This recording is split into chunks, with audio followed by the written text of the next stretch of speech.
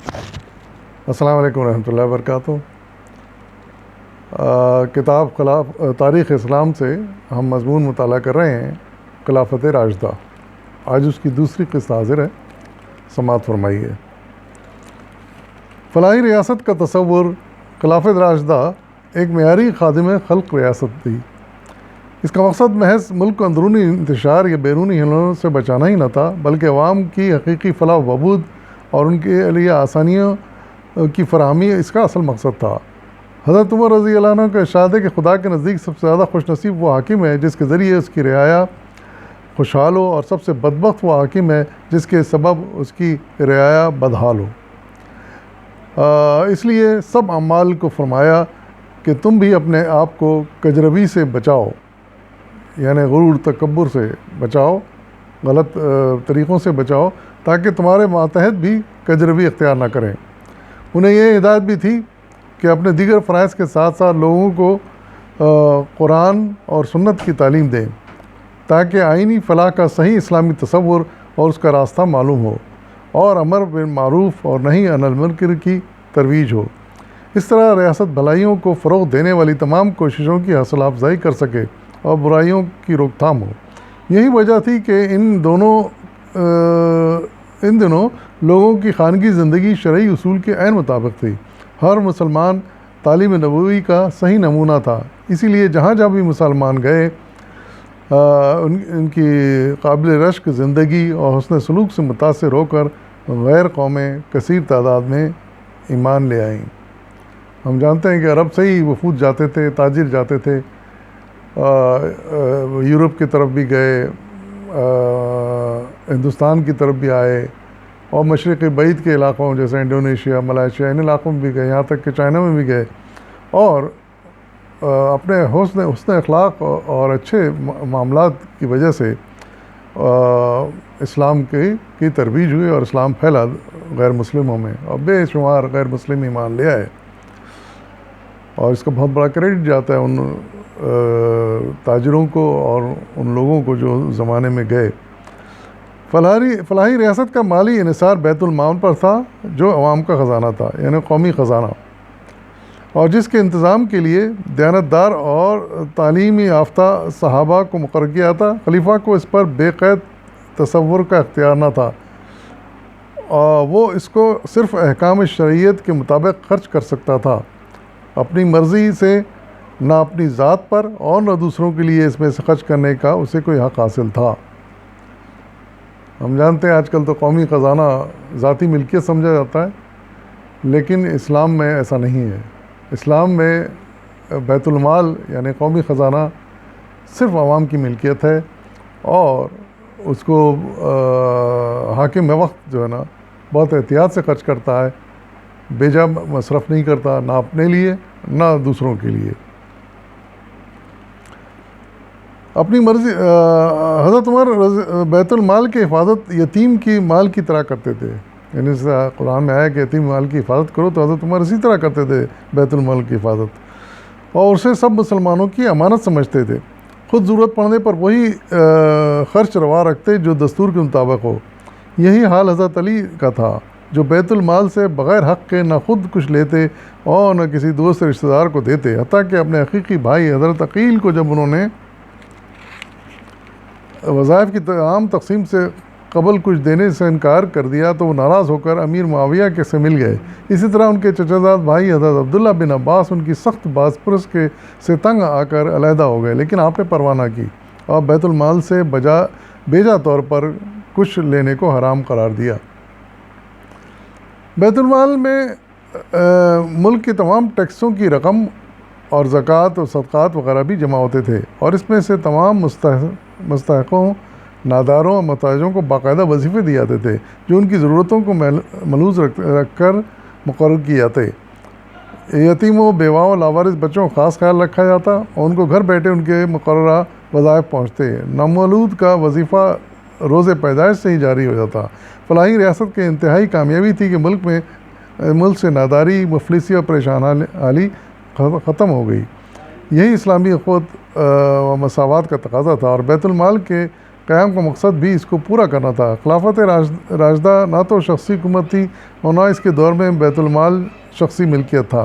اس کے بعد عمومی دور میں جب بیت المال حاکم وقت کی ذاتی ملکیت بنا تو اسلامی روح فوت ہو گئی اور اس کے ساتھ ہی جمہوری نظام کا بھی خاتمہ ہو گیا۔ یعنی خلافت راشدہ کے دور تک بیت المال یعنی قومی خزانہ عوام کی ملکیت تھا اور اس کو حاکم وقت بڑی احتیاط سے خرچ کرتا تھا، لیکن ان کے بعد یعنی جب وہ عمومی دور شروع ہوا، بنو امیہ کا دور شروع ہوا، تو وہ یہ بیت المال جو ہے وہ ذاتی ملکیت بن کے رہ گیا اور ذاتی مصارف زیادہ ہو گئے بنسبت عوامی مصرف کے۔ خلفاء کا بلند کردار، کسی حکومت کا دستور اور قانون کتنا ہی عمدہ کیوں نہ ہو، اگر اس کے سربراہ اور منتظم سیرت و کردار کی خوبیوں سے عاری ہوں تو وہ نظام حکومت کی کوئی خدمت انجام نہیں دے سکتا۔ اس حیثیت سے جب ہم خلافت راشدہ کے دور کا مطالعہ کرتے ہیں تو اس نتیجے پر پہنچتے ہیں کہ اس دور کی خوبیوں اور برکتوں کا سرچشمہ خلفاء کا بے داغ اور مثالی کردار تھا۔ یہ تو ہم پڑھ چکے ہیں کہ کس قدر مثالی کردار تھا، عظیم تھے ہمارے خلفاء راشدین کہ جن کی مثال پھر دنیا میں پیش کرنا مشکل ہے۔ خلیفہ اول حضرت ابوبکر صدیق میں ذمہ داری کا ان کو اتنا احساس تھا کہ گھنٹوں رویا کرتے تھے اور کہا کرتے تھے کہ کاش میں پتھر ہوتا مگر امارت کے بارے میں آزاد ہوتا۔ شخصی سیرت کا یہ حال تھا کہ کبھی کسی پر زیادتی نہ کی، کبھی کسی کو دکھ نہیں پہنچایا، حق کی راہ میں کبھی کوئی کمزوری نہ دکھائی۔ خدمت خلق کا یہ عالم تھا کہ خلیفہ بننے کے بعد بھی مدینے کی بیواؤں کا سودا لا دیتے تھے اور بکریوں کا دودھ دیا کرتے تھے۔ اور تقویٰ کا یہ عالم تھا کہ خلافت کے ہمہ وقت خدمت کے لیے کے باوجود کوئی معاوضہ لینے پر تیار نہ ہوتے تھے، اور جب بڑی مشکل سے تیار ہوئے بھی تو وفات کے وقت اپنا مکان بیچ کر ساری رقم بیت المال میں جمع کرا دی۔ یعنی خدا وفی کی انتہا دیکھیں آپ، زندگی میں مال نہیں لیا، کبھی مجبوری سے لیا تو وہ وصیت کر دی کہ میرے مرنے کے بعد مکان بیچ کر وہ رقم بیت المال میں جمع کر دی جائے۔ خلیفہ ثانی حضرت عمر فاروق نے سادگی اور انکساری کی وہ مثال قائم کی کہ تاریخ اس کی نظیر پیش کرنے سے قاصر ہے۔ آپ کر و فر اور شان و شوکت کے قائل نہ تھے، شاہانہ جلال نام کو نہ تھا، عام لوگوں کی طرح زندگی بسر کرتے اور سب سے ملتے جلتے۔ دربار میں کوئی عہدیدار یا دربان نہ تھا، بسا اوقات زمین پر سوتے اور پیدل پھرتے، لمبے سفر پر خود اور غلام باری باری اونٹ پر سوار ہوتے، اور جو غلام کی باری آتی تو اونٹ کی نکیل تھام کر خود چلتے اور غلام کو سوار کرا دیتے۔ لباس کی سادگی کا یہ عالم تھا کہ کپڑوں میں پیبند لگے ہوتے۔ فتح بیت المقدس کے وقت جب معاہدے پر دستخط کرنے کے لیے خود تشریف لے گئے تو مسلمان افسروں نے آپ سے عرض کی کہ فاتح کی حیثیت سے آپ عمدہ لباس زیب تن فرمائیں، لیکن آپ نے انکار کر دیا۔ کمی غلہ یا احتیاج کی صورت میں آٹے کی بوری خود پیٹھ پر اٹھا کر محتاجوں تک پہنچا کے آتے تھے۔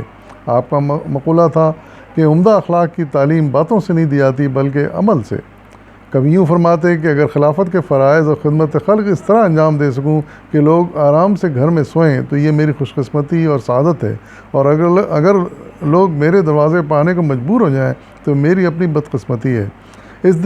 اسی طرح دن بھر خدمت خلق امور سلطنت کو انجام دہی میں مصروف رہنے کے علاوہ راتیں عبادت میں گزارتے اور کہتے کہ اگر میں دن میں غافل ہو جاؤں تو امت تباہ ہو جائے، اور اگر رات میں غافل ہو جاؤں تو میں تباہ ہو جاؤں۔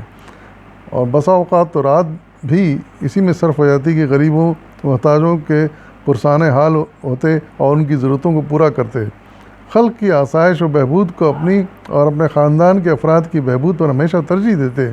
ایک مرتبہ آپ کی بیٹی نے اہل ویال کو آرام پہنچانے کے لیے بیت المال سے ان پر خرچ کرنے کے لیے کہا تو آپ نے فرمایا، اے بیٹی، تو نے اپنی قوم کے ساتھ خیر خواہی کی ہے لیکن اپنے باپ کے ساتھ بدخواہی کی۔